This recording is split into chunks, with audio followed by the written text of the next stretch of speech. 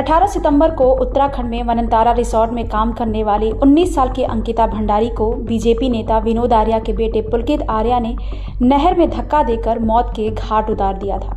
पहले तो इस मामले में राजस्व पुलिस ने लीपापोती करने की खूब कोशिश की, लेकिन ये मामला जब मीडिया में तूल पकड़ता हुआ दिखाई दिया तब जाकर अंकिता मामले की पुलिस ने गंभीरता से जांच की और आरोपी पुलकित आर्या सहित 3 लोगों को गिरफ्तार कर लिया।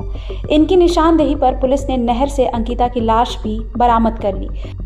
इस दौरान काफी हंगामे के बाद आखिरकार अंकिता भंडारी का अंतिम संस्कार कर दिया गया। जैसा कि हर केस में होता है कि इंसाफ मिले ना मिले, लेकिन पीड़ित से नेताओं का मिलना ऐसे में बड़ा ही आसान हो जाता है, क्योंकि इस दौरान नेता खुद लाइमलाइट में दिखने के लिए पीड़ित के परिवार वालों से मिलने पहुंच ही जाते हैं। ऐसे में अंकिता के माता पिता से मिलने पहुंचे पूर्व मुख्यमंत्री हरीश रावत। इस दौरान बेटी के गम में रोते हुए अंकिता के माता पिता ने प्रशासन को कोसते हुए कहा कि मेरी बेटी का अंतिम संस्कार कर दिया, आखिरी बार बेटी का चेहरा तक देखने नहीं दिया। इस दौरान अंकिता के परिजन ने हरीश रावत के जरिए मुख्यमंत्री पुष्कर धामी को ज्ञापन दिया है। इसमें उन्होंने मांग की है कि पुलकित आर्या और अंकिता हत्याकांड में शामिल 2 अन्य दोषियों को फांसी की सजा दी जाए। बेटी के गम में अंकिता के माता पिता का रो रो कर बुरा हाल है। उनकी एक ही मांग है कि उनकी बेटी की जान लेने वाले हत्यारे पुलकित आर्या, अंकित और सौरभ को फांसी की सजा दी जाए या उनको जला दिया जाए, तभी उनकी बेटी की आत्मा को शांति मिलेगी। इस दौरान हरीश रावत ने भी मांग की कि परिवार को 1 करोड़ रुपए की आर्थिक सहायता दी जाए। साथ ही अंकिता के नाम पर गांव मल्ली से बरमुंडी की सड़क का नामकरण हो।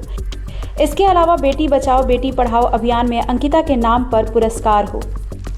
तो वहीं अंकिता के परिवार वालों ने कहा कि पुलकित आर्या के भाई और पिता को जांच पूरी होने तक कस्टडी में रखा जाए, वे जांच को प्रभावित कर सकते हैं। अंकिता के नाम पर सार्वजनिक जगह पर एक स्मारक स्थल का निर्माण किया जाए।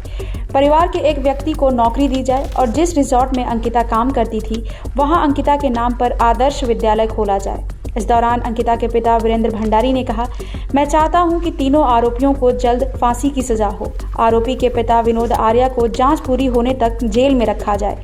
उन्होंने कहा कि मैं सभी वकीलों से भी अनुरोध करना चाहता हूं कि आरोपियों के पक्ष में केस ना लड़ें। इसके साथ ही अंकिता मामले में ये बात भी सामने आ रही है कि आखिर वो कौन वीआईपी था जिसको स्कॉट करने के लिए अंकिता पर दबाव बनाया जा रहा था और ऐसा ना करने पर उसे मौत के घाट उतार दिया गया। ऐसे वीआईपी का नाम बेनकाब किया जाना चाहिए। कौन है वो जो देवभूमि में शर्मनाक और घटिया कामों को बढ़ावा देने की कोशिश में लगा है? ऐसे चेहरों को बेनकाब किया जाना चाहिए। बता दें कि पुलिस ने अंकिता के हत्यारे विनोद आर्या के बेटे पुलकित सहित उसके 3 साथियों को गिरफ्तार कर लिया है। इनसे पूछताछ के आधार पर पुलिस इस मामले की जांच में जुटी हुई है। पुलिस की जांच में हर रोज कई नए खुलासे हो रहे हैं। ब्यूरो रिपोर्ट, क्राइम तक।